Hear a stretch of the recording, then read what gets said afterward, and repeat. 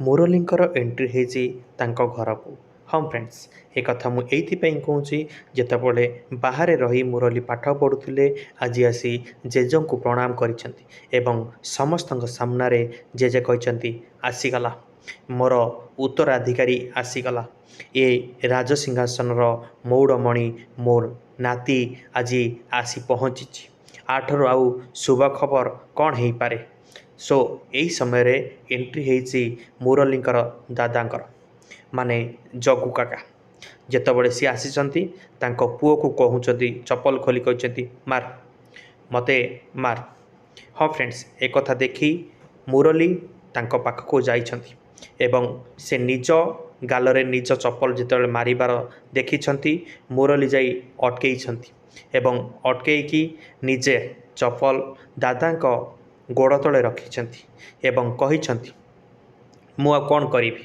ଏ ବୟସରେ ଯେତେବେଳେ ବାପା କିଛି ବୁଝିଲେନି ଆଉ ମୋର ଭାଉଜ ମାନେ ଯେତେବେଳେ ଭାଇ ଚାଲିଗଲେ ବାପା ତାଙ୍କ ହାତରେ ମେହେନ୍ଦି ରହିବା କଥା କିନ୍ତୁ ସେ ତାଙ୍କ ହାତରେ ଖଣ୍ଡା ବନ୍ଧୁକ ଧରେଇ ଦେଲେ। ଆଠରୁ ଆଉ ବେଜିତ୍ କ'ଣ ହେଇପାରେ।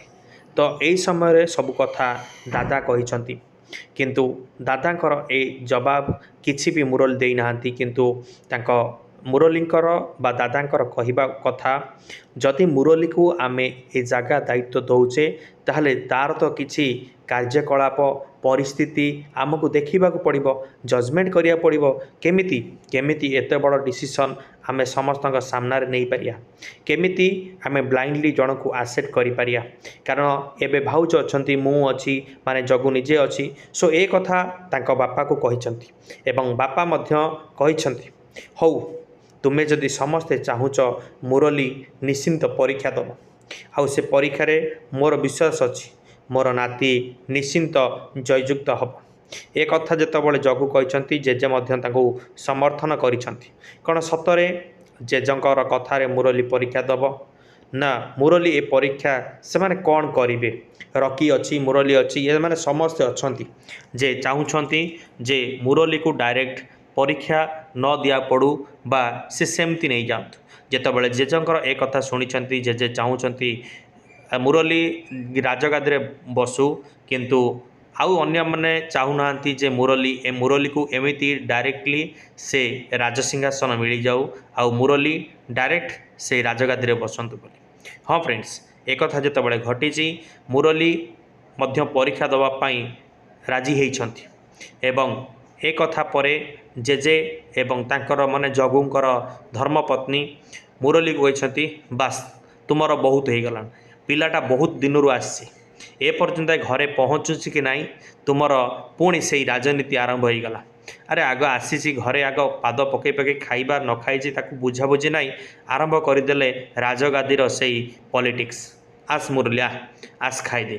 ଖୁଡ଼ି ନେଇଯାଇଛନ୍ତି ମୁରଲିକୁ ଖାଇବା ପାଇଁ। ହଁ ଫ୍ରେଣ୍ଡସ୍, ଖାଇବା ଟେବୁଲରେ ବସିଛନ୍ତି ମୁରଲି ଆଉ କାଜଲକୁ କହିଛନ୍ତି କାଜଲ ମୋତେ ମୋ ମାନେ ବୁଝିପାରୁଛୁ ତ। କାଜଲ କହିଛି କ'ଣ କହୁଛୁ କହୁନୁ। ଆରେ ତୁ ବୁଝିପାରୁନୁ। ହଁ ଫ୍ରେଣ୍ଡସ୍, ଏକଥା ମୁରଲି କହୁଛନ୍ତି ସେଇ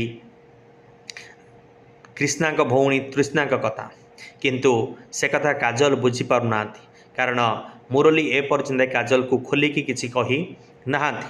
ହଁ ଫ୍ରେଣ୍ଡସ୍, ଆଗକୁ କ'ଣ ହେଉଛି ଆମେ ନିଶ୍ଚୟ ଜାଣିବା।